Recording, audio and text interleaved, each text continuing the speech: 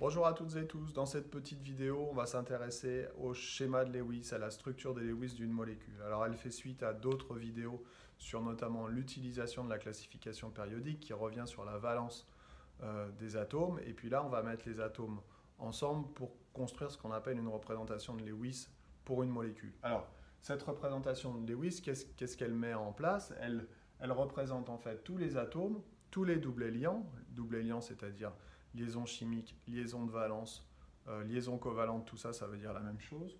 Et aussi les doublets non liants. Donc dans une formule, par exemple, semi-développée ou développée, on va voir apparaître que des doublets liants. Et dans la structure de Lewis, on va voir apparaître en plus les doublets non liants.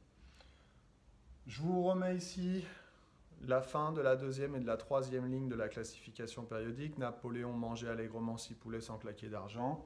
6 poulets sans claquer d'argent. Lily bêchait bien chez notre oncle Fernand Nestor. On a appris la classification périodique, on les retient. Si maintenant je prends le néon c'est un gaz noble, il fait partie de la dernière colonne des gaz rares ou des gaz nobles, comme l'argon d'ailleurs. Si je reprends le néon et j'écris sa structure électronique, comme le néon a 10 électrons, ça va donner un S2, 2S2, 2P6. Couche 2, 2 plus 6, 8 électrons externes. Un doublet, c'est 2 électrons. Si on a 8 électrons externes, ça fait 4 doublets. C'est-à-dire que le néon va être entouré par 4 doublets.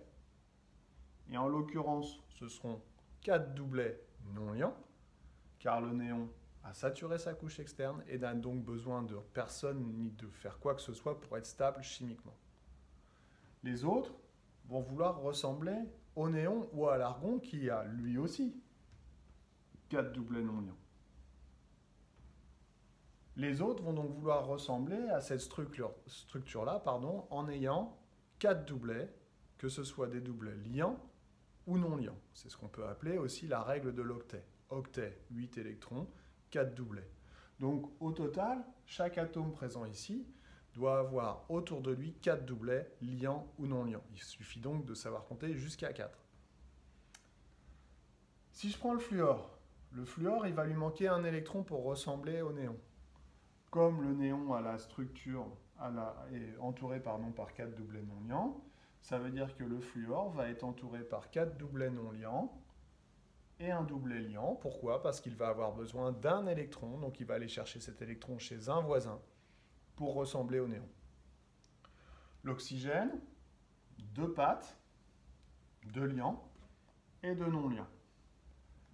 L'azote, 3 liants et un non liant.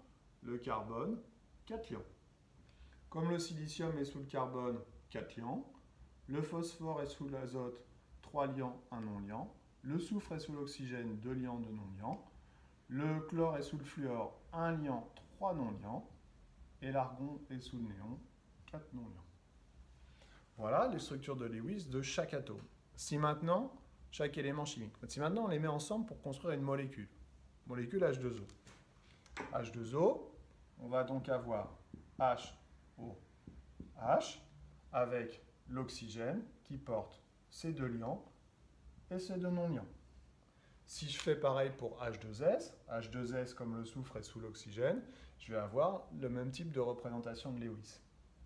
Si maintenant je fais HCl par exemple, ou NH3 l'ammoniac, l'azote il va avoir ces 3 doublets liants avec un hydrogène, chacun un hydrogène, et puis il va avoir son doublet non liant dessus. Alors j'aurais dû laisser le même code couleur pour que ce soit plus clair. Voilà. On a donc ici la représentation de Lewis, la structure de Lewis, de la molécule d'ammoniac ou de la molécule d'eau. J'espère que j'ai été clair. Je vous dis à bientôt. Au plaisir de vous revoir sur YouTube. Bye bye.